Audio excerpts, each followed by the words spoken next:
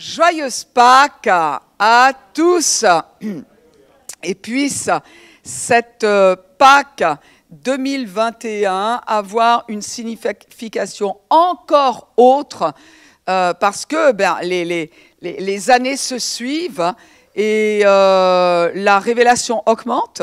Donc, on reçoit la parole de Dieu et on reçoit la parole de Dieu et à chaque fois, même avec les mêmes versets, il y a encore quelque chose d'autre que nous comprenons. Alors, si vous voulez bien ouvrir votre Bible dans Jean chapitre 14, versets 1 à 6, et puis j'en profite pour dire qu'il y a peut-être des personnes qui m'ont écrit, mais qui n'ont pas encore eu de réponse. Patience, j'étais en vacances. Et donc, je me suis attribué le luxe de ne pas ouvrir tous les jours mes mails et de ne répondre qu'à l'essentiel. On est dans cette période essentielle, non essentielle. Alors, si vous n'avez pas encore eu de réponse, vous êtes tombé dans la catégorie non essentielle qui pouvait attendre mon retour au travail. Donc, à partir de mardi, c'est ce que je vais faire, même si je travaille aujourd'hui en tant que prédicatrice, eh bien, les emails vont attendre mardi. Donc voilà, je voulais le dire pour que vous sachiez pourquoi je n'ai pas encore répondu. Bien, Jean, chapitre 14. Est-ce que vous êtes prêts? Est-ce que vous croyez que Dieu vous a concocté quelque chose? Vous savez, c'est quelque chose. Ça ne va pas changer votre vie, mais depuis le temps que je voulais faire un couscous, je l'ai fait. Et à vrai dire, je me suis rappelé juste à quelle heure? Malheureusement, il y a confinement, mais ton nom était sur la liste, Anne-Marie. C'est que la distance ne permet pas, mais... Alors, dit ma sœur. Donc, et je me suis juste rappelé d'entendre la maman de Lydia, qui en avait fait un, et qui disait, non mais c'est rien à faire, c'est rien à faire. Moi, ça représentait vraiment toute une montagne de pois chiches et tout le reste. Je l'ai fait. Donc, il y a des exploits qui sont faits à Pâques. Chacun les siens, je le conçois. Mais enfin, moi, c'en était un en tout cas. Ceci dit, ça n'a rien à voir avec Jean. Chapitre 14. Il est dit que votre cœur, parce que certains se demandent comment elle peut passer le couscous à Pâques. Écoutez, quand on a le micro, on place ce qu'on veut. Alors, que votre cœur ne se trouble point. Alors, il faut comprendre pourquoi Jésus dit ces paroles. Il y a un contexte. Effectivement, la Pâques approche. Jésus est à Jérusalem. Il a été envoyé par le Père. Et là, à la fin de son ministère sur terre, eh bien, il va, je dirais, se lancer dans un ultime pas de la foi, qui est d'obéir au Père au point de croire qu'après, il y a la résurrection, parce que l'obéissance allait le conduire jusqu'à la mort pour chacun d'entre nous. Et donc, Jésus est en train de dire, et il le dit, il serait intéressant que nous lisions les évangiles en comptant le nombre de fois où Jésus a annoncé qu'il allait mourir. Et une fois de plus, il est en train de parler, et il sent ce qui se passe dans l'atmosphère. Les cœurs sont troublés. Écoutez, il est vrai que si quelqu'un vous dit « je vais mourir », si cette personne a 120 ans, on dit « waouh, bien, gloire à Dieu ». Mais si on ne s'y attend pas du tout, on se dit « mais c'est pas possible ». En plus, si la personne vous le dit en sachant ce qui est en train de se passer et vous dit « voilà, je veux juste te prévenir, je vais mourir ». Il y a de grandes chances qu'on soit un peu troublé là. Et le Seigneur dit « non, vous troublez pas ».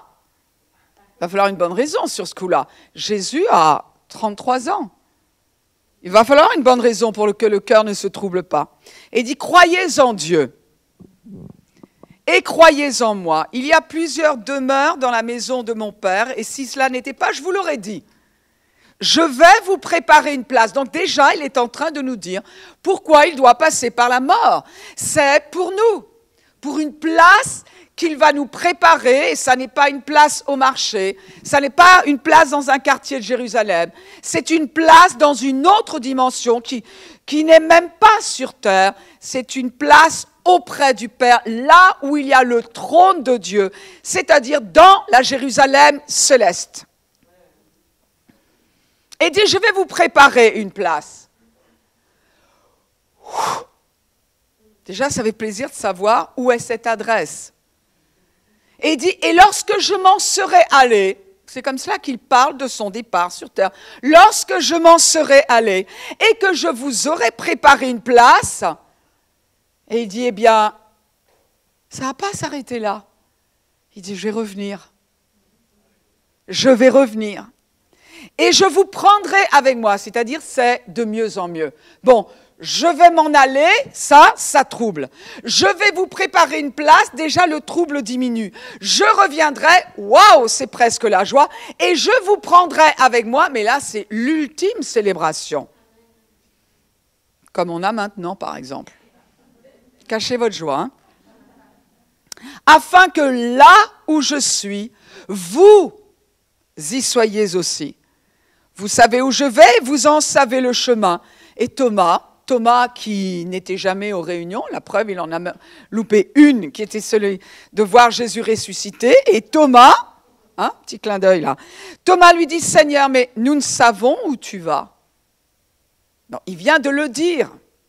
Il n'a pas écouté un sermon, Thomas. Il a loupé des épisodes. Donc il ne comprend pas ce que Jésus est en train de dire maintenant. Et il continue en disant, mais comment pouvons-nous en savoir le chemin?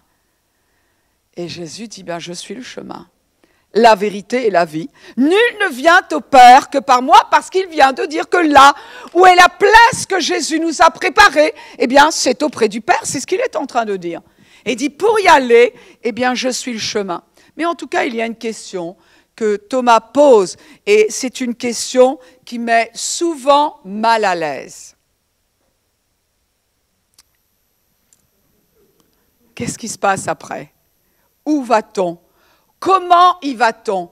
Donc, Thomas a posé des questions, mais il n'a pas encore eu toutes les réponses. Et donc, Jésus, eh bien, nous donne la réponse qui va calmer le trouble face à l'annonce de sa mort. Mais c'est face à l'annonce de n'importe quelle mort.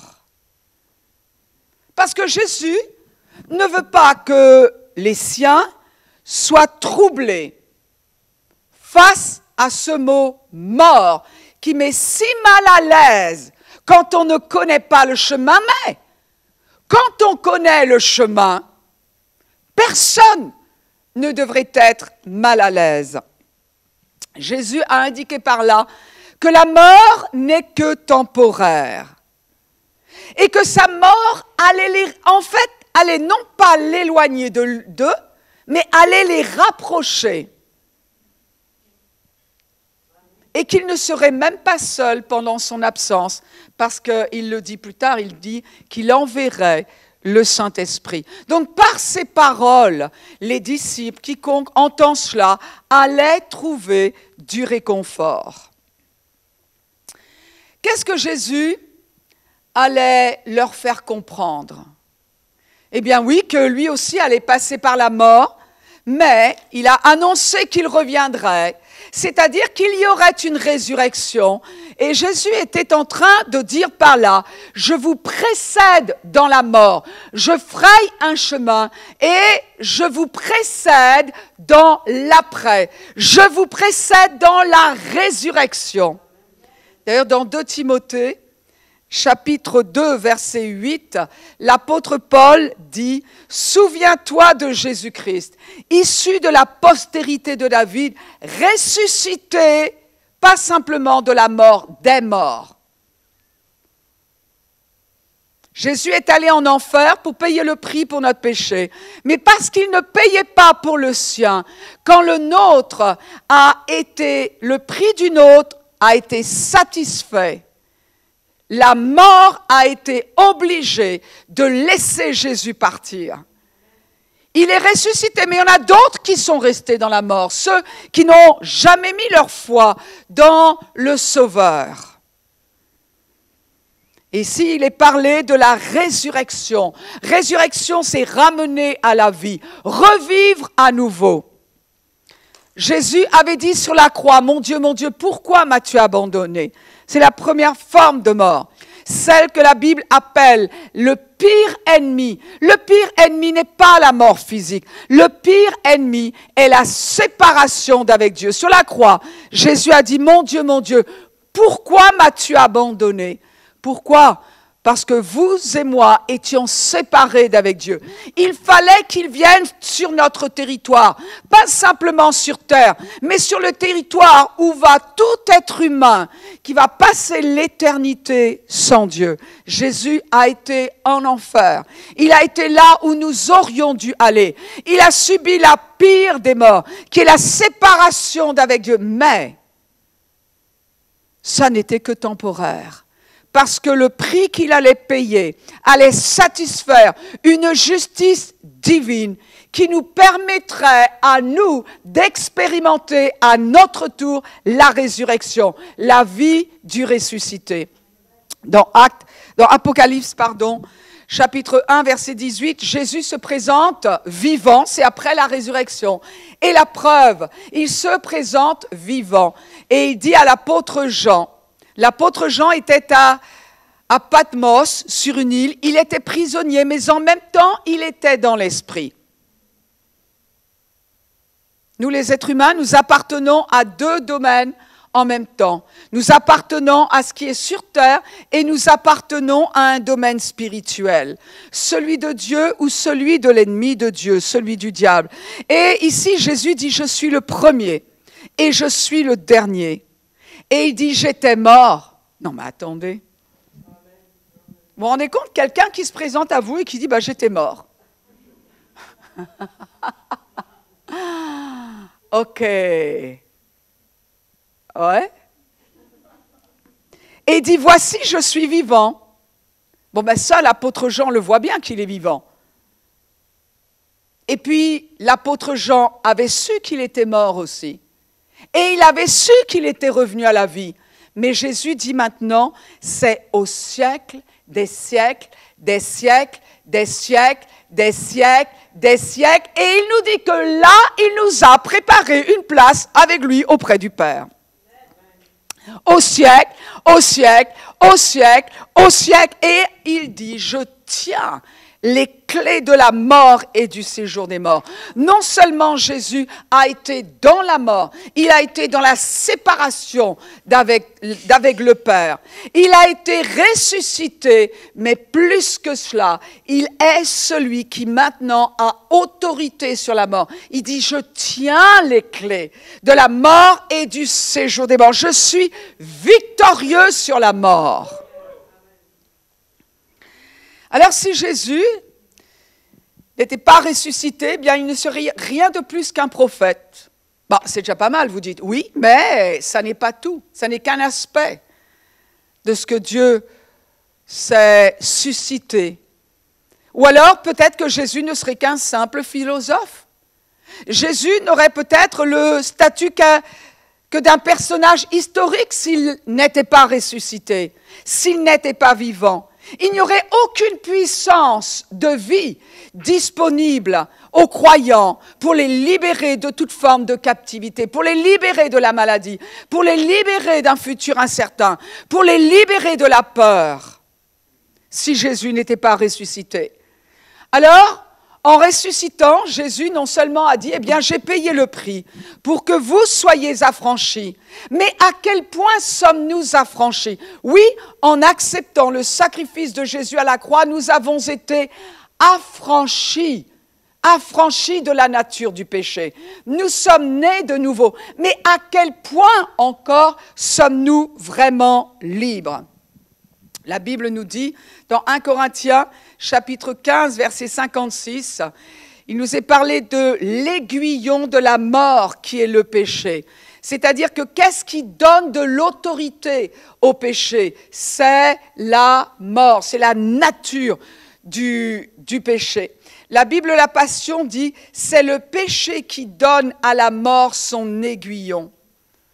Vous savez, un aiguillon, eh bien, c'est souvent une baguette de bois avec au bout, il y a souvent un morceau de fer un peu pointu pour faire avancer le bétail. Il suffit de piquer un peu le bétail et clac, clac, clac, il part. Mais cet aiguillon-là, c'est ce qui va piquer le bétail. Mais s'il n'y a pas cet aiguillon, le bétail, il ne sent rien du tout. Et là, c'est la même chose. C'est le péché qui donne à la mort son aiguillon. Sans le péché, la mort ne pique pas. Sans le péché, il n'y a rien. La mort ne nous fait pas mal. Une autre version dit, la mort tient du péché son pouvoir de tuer. La mort tient du péché.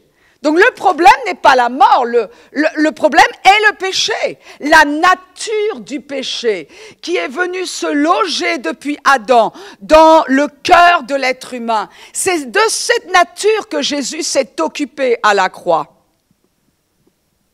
Et c'est cette nature qui est ôtée de nous quand nous acceptons le Seigneur. Donc, pour celui qui a accepté Jésus, qui est né de nouveau, la mort n'a plus aucun pouvoir. Tu peux dire, oui, mais on va peut-être passer par, à moins que Jésus ne revienne, on passera par la mort physique, c'est pas la pire. C'est pas la pire, Jésus s'est occupé de l'essentiel. La mort physique n'est rien, nous n'avons pas à avoir peur. Parce que c'est le péché qui donne le pouvoir à la mort. Oui, la nature du péché a le pouvoir de tuer. La nature du péché a le pouvoir de garder éloigné de Dieu. Mais quelqu'un qui n'a plus cette nature ne peut plus être séparé d'avec Dieu. Nous parlons de la puissance de la résurrection, la puissance de la vie de Jésus qui vient dans le cœur d'un être humain. 1 Jean, chapitre 3, verset 14, dit « Nous savons que nous sommes passés de la mort à la vie. » Nous savons, si nous sommes nés de nouveau, nous devons savoir qu'il y a eu un miracle qui fait qu'intérieurement, il nous a été donné une autre nature que la nature du péché. Et la nouvelle nature que nous avons reçue de Dieu nous a fait passer de la séparation, de la mort à la vie, à l'union avec Dieu. À quel point sommes-nous libres maintenant de tout ce qui concerne la mort? C'est vrai que le premier don de Dieu était la vie. Quand il a créé Adam et Ève, le premier don était la vie, mais le second don était la mort.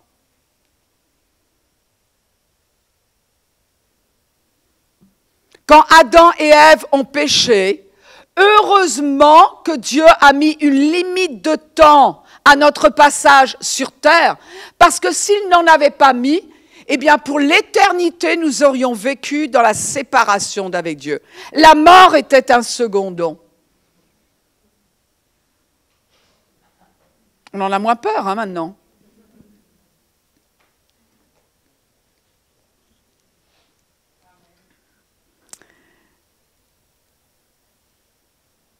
La mort physique est une porte, pas un mur. C'est le pasteur Gant qui l'a dit. La mort physique est une porte, pas un mur. 2 Corinthiens chapitre 5 verset 15 nous dit que Jésus est mort pour tous afin que ceux, c'est important de le savoir, afin que ceux qui vivent comment? Qui vivent avec la vie nouvelle en eux. Afin que ceux qui vivent ne vivent plus pour eux-mêmes, mais pour celui qui est mort et ressuscité pour eux. Jésus est mort pour nous, mais Jésus est ressuscité pour nous. Et maintenant, nous qui vivons avec sa vie, ce n'est plus moi qui vis, c'est Christ qui vit en moi. La Bible dit que nous ne vivons plus pour nous-mêmes. Nous vivons maintenant pour Dieu. C'est-à-dire que nous le laissons libre de manifester la vie qu'il a mise en nous à notre monde. Il nous laisse libres de donner une pleine manifestation à la vie qui est en nous, afin que cette vie-là puisse s'écouler de nous et toucher notre monde, bénir notre monde, relever notre monde. Ça, c'est l'idée de Dieu. C'est la raison pour laquelle nous sommes encore sur terre. Parce qu'après avoir reçu la nouvelle naissance, le Seigneur aurait pu nous amener directement auprès du Père, à cette place qu'il nous a préparée. Il aurait pu le faire. Cette puissance de résurrection, cette puissance de vie formidable qui a changé notre être intérieur, qui nous a changé, transformé comme on l'a chanté tout à l'heure. Cette vie-là aurait pu nous amener directement au ciel. Cette même vie qui a amené Jésus au ciel.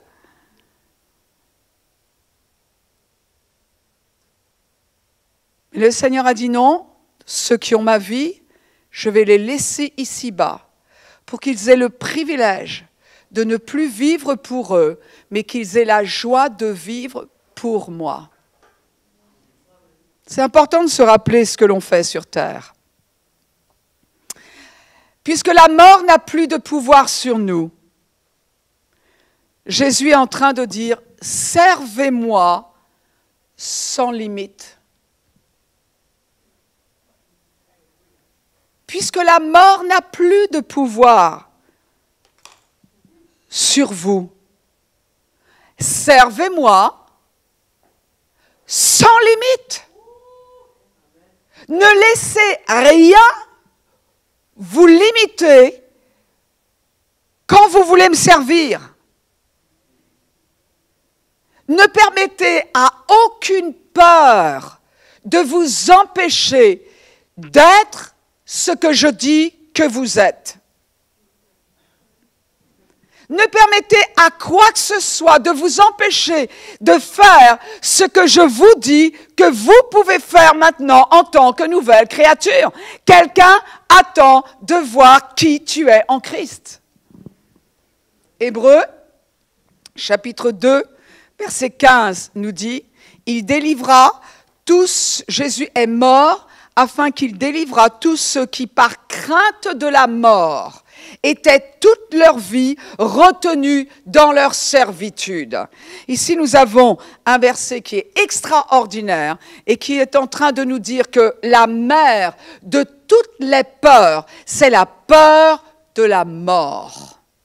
Et si vous et moi ne sommes pas capables de regarder la mort en face, de regarder la peur que suscite la mort, alors que nous sommes ressuscités avec Christ, alors que nous avons la vie de Christ en nous, nous n'avons aucune raison d'avoir peur de quelle que soit la forme de la mort qui se présente à nous.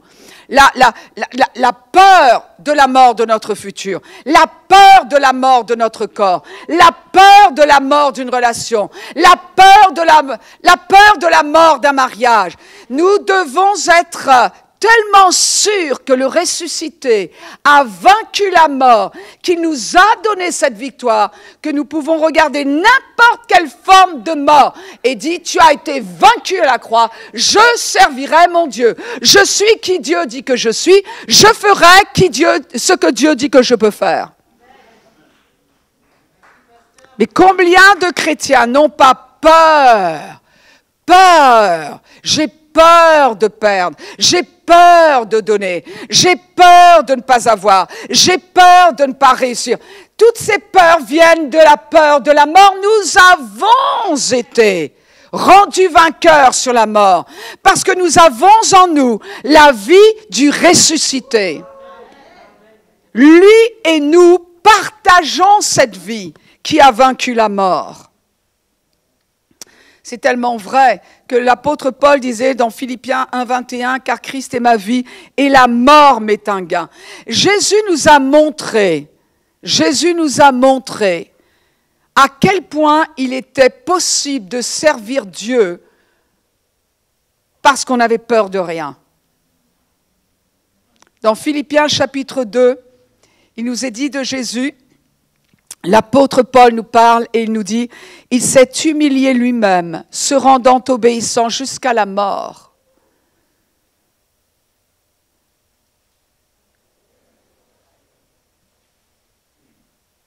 Et même jusqu'à la mort de la croix.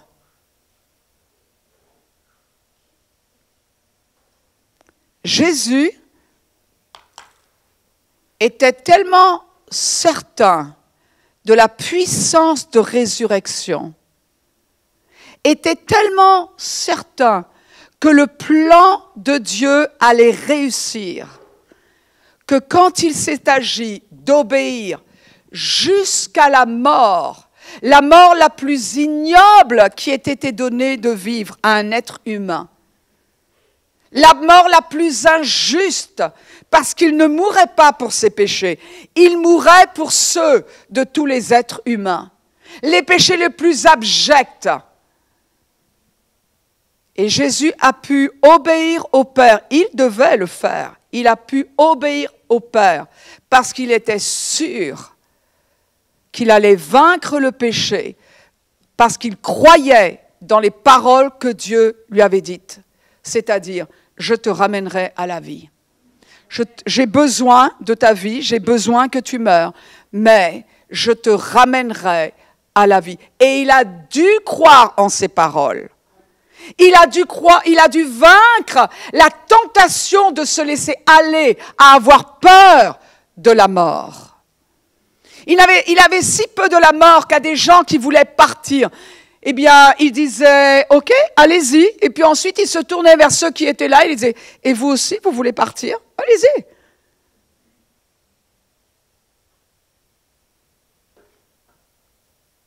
C'est la peur qui nous empêche d'être qui nous sommes en Christ. De vivre, en tout cas, de manifester qui nous sommes en Christ. C'est la peur qui nous empêche de prendre des décisions hardies. C'est la peur qui nous empêche d'éduquer nos enfants en les aidant à prendre position pour Christ à l'école. C'est la peur qui nous empêche de changer de catégorie professionnelle quand Dieu dit « Vas-y, tiens, je voudrais que tu fasses ça plutôt ». C'est la peur qui empêche certains de se marier. C'est la même peur qui empêche certains de ne pas se marier. La peur de quoi? La peur de la mort. Celui qui a vaincu la peur de la mort a vaincu toutes les formes de peur. Et celui-là est vraiment libre d'obéir au Seigneur, sachant que nous vivons pour lui, pour le servir. Romains chapitre 6 nous dit de Jésus, sachant que Christ ressuscité des morts ne meurt plus. La mort n'a plus de pouvoir sur lui. C'est-à-dire que celui qui a expérimenté cette vie de résurrection, Christ a expérimenté cette vie de résurrection. Mais dites-moi, qui encore ici a expérimenté cette vie de résurrection quand nous sommes nés de nouveau? Et vous savez, ce matin, j'étais en train de penser à ce message et je me dis, ça c'est vrai, ça. Finalement, la résurrection de Jésus, elle n'a pas fait de bruit. Sa mort a fait du bruit. Il y a eu un tremblement de terre. Les ténèbres sont arrivées sur Jérusalem. Mais la résurrection, elle n'a pas fait de bruit. Un peu comme notre nouvelle naissance. Je pensais à ça ce matin. C'est vrai, quand nous sommes nés de nouveau, ça n'a pas fait de bruit. Il y a le miracle de la vie nouvelle qui est venue en nous, qui a changé notre cœur. Mais ça n'a pas fait de bruit. Il a fallu que quelqu'un à l'extérieur se dise, il y a quelque chose qui a changé. Tiens, c'est bizarre, la pierre a été roulée de devant la tombe. Que s'est-il passé?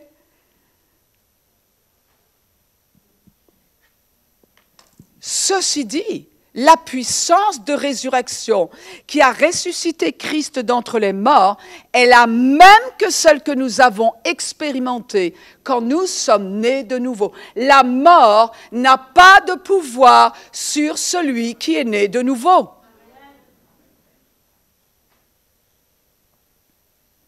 De Timothée chapitre 1, verset 10, c'est extraordinaire.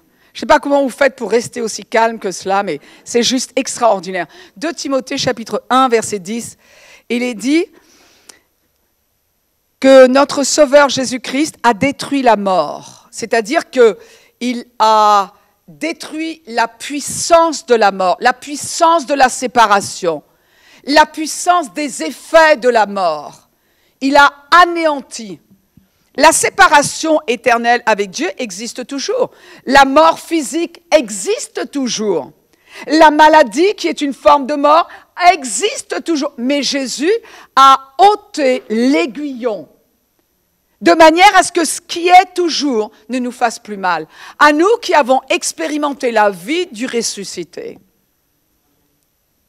Et en détruisant la mort, il a mis en évidence la vie. Et l'immortalité par l'Évangile. C'est dans l'Évangile que cette évidence est révélée. Moi, ma question est, sur quoi as-tu tes yeux? Sur la mort? La peur qui t'empêche d'être qui Dieu dit que tu es? Qui t'empêche de faire ce que Dieu dit que tu peux faire? Qui t'empêche d'avoir ce que Dieu dit que tu as en Christ?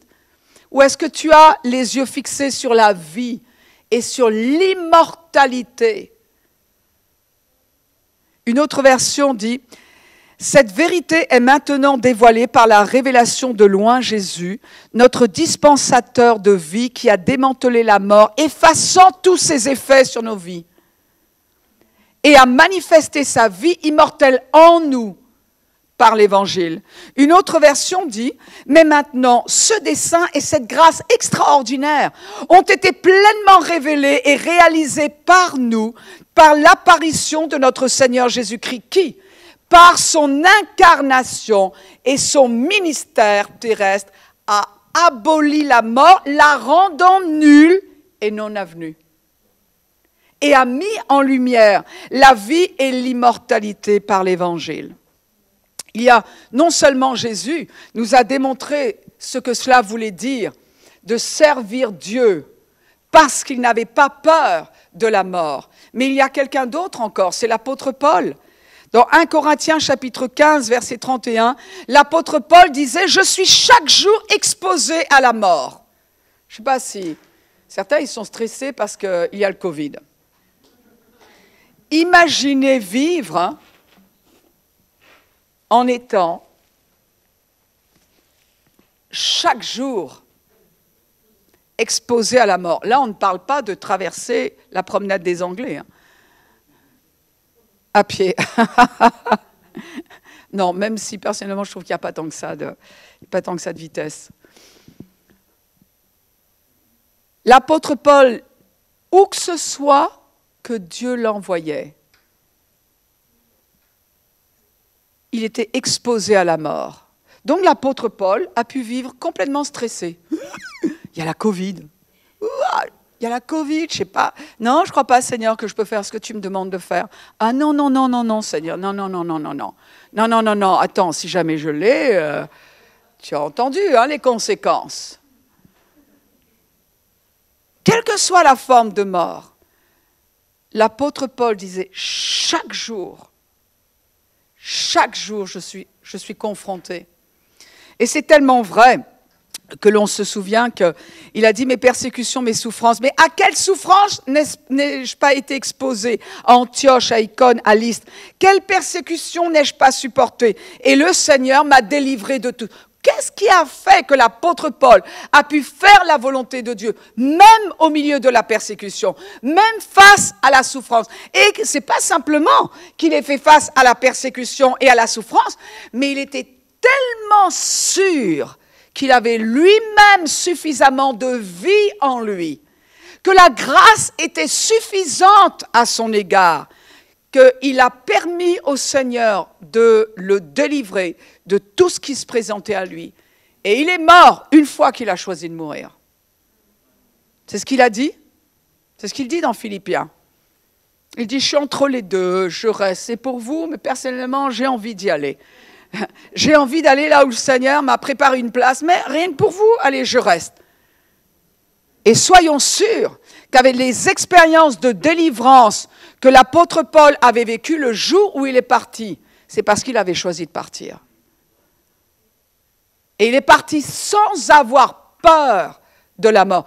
Il a confronté la mort chaque jour. Et il dit, je l'ai vaincue parce que je sais qu'elle n'avait pas de pouvoir sur moi. C'est tellement vrai que dans Actes chapitre 14, versets 19 à 20, alors survinrent d'Antioche et d'Icône des Juifs qui gagnèrent la foule. C'était des religieux qui, à vrai dire, voulaient garder les foules pour eux-mêmes seulement, et qui, après avoir lapidé Paul, le traînèrent hors de la ville. Donc, imaginez dans quel état ils l'ont traîné. Vous croyez qu'ils l'ont déposé délicatement sur une civière et ils sont allés... Non, littéralement, ils l'ont traîné, après avoir été lapidé, pensant qu'il était mort. Mais les disciples... Vous l'imaginez, à chaque fois je vois cette scène-là. Il y a les chemins caillouteux du Moyen-Orient, il y a des oliviers, il y a des petits buissons, et l'apôtre Paul est traîné, sa chair est exposée, il y a certainement une grande chaleur, les mouches sont là, c'est un peu plus réel là, hein? Il le traîne sans ménagement, peu importe si ses jambes rusent contre les pierres, sans ménagement, il le traîne et il le jette là. Les disciples ne l'ont pas laissé tomber. Ça, c'est important de savoir, y a-t-il des disciples autour de moi? Les disciples, quand ceux qui l'avaient lapidé sont partis, la Bible nous dit, ils l'ont entouré. Qu'est-ce qui s'est passé quand ils l'ont entouré? C'était pas pour chasser les mouches, hein. C'était pas pour juste lui nettoyer les plaies. Parce que eux aussi ont dû ne pas avoir peur de la mort. Ils n'étaient pas résignés à laisser la mort l'emporter parce que ça n'était pas juste. Quelle est notre détermination quand on nous demande de prier pour un malade? Est-ce que l'on a peur de la mort? Est-ce qu'on a peur de la maladie? Est-ce que l'on a peur de ce que nos yeux voient, de ce que nos oreilles entendent? Si nous avons peur, alors nous sommes soumis. Mais ici, les disciples l'ont entouré. Et ils l'ont entouré parce qu'ils ont prié pour lui. Ils étaient tellement certains que la vie du ressuscité qui était en eux, qui était en Paul, et elle était tellement suffisante qu'ils lui ont commandé, Paul, au nom de Jésus de Nazareth, lève-toi. Et c'est ce que Paul a fait. Il s'est levé. Mais alors ça, ce qui suit, c'est encore plus épatant. Parce qu'il dit, non seulement il s'est levé, mais il est retourné en ville. Non mais attendez, on dit Paul, il n'avait pas peur de la mort. En revanche, je pense que ceux qui l'ont vu arriver, eux, ils ont dû avoir peur. L'apôtre Paul est retourné et je pense qu'il devait chanter avec toute sa troupe de disciples qui étaient autour d'eux et il devait y avoir des chants. Il devait y avoir, ça s'entend quand il y a la victoire, mes amis. Il y a quelque chose à entendre dans la bouche de ceux qui n'ont pas peur de la mort. Et ils ont servi Dieu. L'apôtre Paul dit dans 2 Corinthiens 1, 19, il dit « Nous regardions comme certains notre arrêt de mort, afin de ne pas placer notre confiance en nous-mêmes, mais de la placer en Dieu qui ressuscite des morts. » Un petit peu comme Abraham. C'est exactement ce même esprit de foi, Abraham, qui est appelé le père de la foi. Il nous est dit que quand Abraham, Dieu lui a demandé son fils, Dieu lui a demandé de lui donner son fils, son seul et unique, sur qui reposaient toutes les promesses qui concerneraient le peuple d'Israël, qui concerneraient la manifestation de la puissance de l'alliance entre Dieu et ce peuple. Et Abraham, qui avait eu cet enfant par la foi, la Bible nous dit qu'il était prêt à offrir son fils parce qu'il croyait que Dieu pourrait même le ressusciter des morts.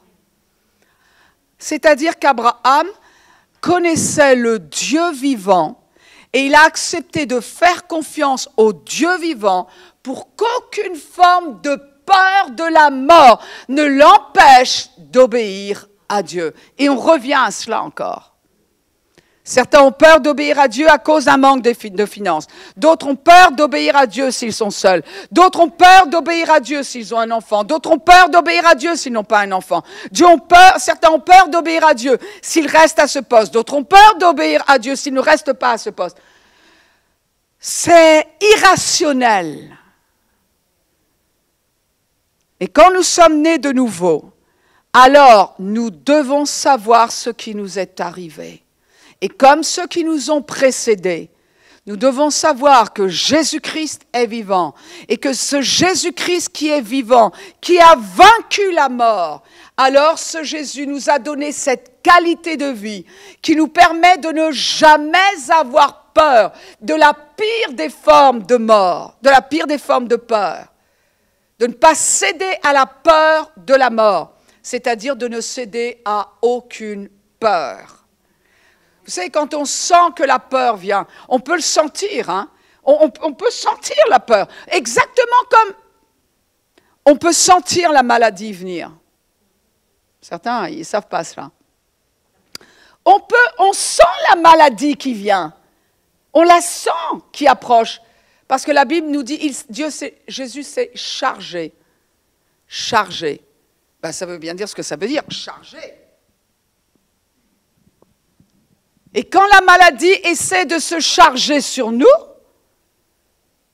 on commence à sentir les symptômes, c'est à ce moment-là qu'on entend certains dire « Oh ben j'ai un rhume », ben paf, ça y est, tu l'as. C'est aussi simple. Vous ne savez pas combien de fois il m'est arrivé de rester en sentant la maladie qui essayait de s'attacher à moi. Je dis non. Il est hors de question. Je ne dis rien, je prononce aucun mot, si ce n'est « Seigneur, je te remercie de ce que je reste en bonne santé, parce que par les meurtrissures de Jésus, j'ai été guéri. » Je refuse de changer quoi que ce soit à mon emploi du temps dans ces cas-là. Je refuse de changer quoi que ce soit. « Ah, j'ai mal à la tête. Ah bah tiens, je vais me recoucher. » Parfait, tu viens de te charger de la maladie, selon les Écritures en tout cas. La peur. La peur, la peur, la peur. Jésus est celui qui nous a donné la victoire sur la mort. La preuve, c'est que nous vivons avec la vie du ressuscité. Et nous devons nous rappeler, quand nous prenons des décisions, que grâce à ce qui s'est passé en nous, nous avons vaincu la mort. Il y a ce passage-là, et je terminerai avec cela. Alors évidemment, on voit les disciples aussi sont un exemple. La Bible nous dit, ils n'ont pas aimé leur vie jusqu'à craindre la mort. Jésus est celui qui a aboli la mort, la rendant nulle et non avenue. Il est mort pour nous, il est ressuscité pour nous, et sa victoire, je ne l'ai pas écrit là, et sa victoire, il nous l'a donnée. La question est, à quel point sommes-nous libres? À quel point sommes-nous libres de servir Dieu? À quel point sommes-nous libres d'être qui nous sommes en Christ? À quel point sommes-nous libres de faire ce que Dieu dit que nous pouvons faire? À quel point sommes-nous libres d'avoir ce que Dieu a dit que nous avons, sauf qu'en cédant à la peur, même si ces choses sont vraies, on n'en verra aucune. Les disciples ont dû choisir, l'apôtre Paul tous les jours a dû choisir de faire face à la mort et de se dire, est-ce que je vais me soumettre à la peur? Ou est-ce que, parce que Christ m'a donné la victoire sur la mort et sur la peur, je vais faire exactement ce que Dieu dit que je vais faire. Et c'est ce que nous pouvons célébrer en cette Pâque de 2021. C'est notre propre victoire sur la peur de la mort. La vie nous a été donnée, aucune raison d'avoir peur de la mort. La Bible nous dit que la vie a englouti la mort. La question, à quel point es-tu libre de faire ce que Dieu dit que tu peux faire? À quel point l'es-tu? Bien, ça dépend de la révélation que tu as, et de deux, de la mise en pratique. À chaque fois que tu refuses de ne pas céder à la peur, à chaque fois tu démontres qui tu es en Christ. Tu démontres la puissance de la vie du ressuscité en toi. Et c'est ce que ton monde attend de voir. C'est ce que mon monde attend de voir. Alors, ce que nous allons faire, en terminant la célébration de la résurrection, c'est nous allons prendre ensemble le pain et le vin et nous allons célébrer le fait que nous sommes vivants en Christ. La mort n'a plus de pouvoir sur nous. Amen. La peur n'a plus de pouvoir sur nous. Alors, ceux qui le souhaitent, eh bien, nous allons donc célébrer ensemble la mort et la vie du ressuscité. Nous allons célébrer notre mort au péché et notre vie du ressuscité qui est en nous. Et nous allons prendre le pain, le vin, en célébrant le Seigneur.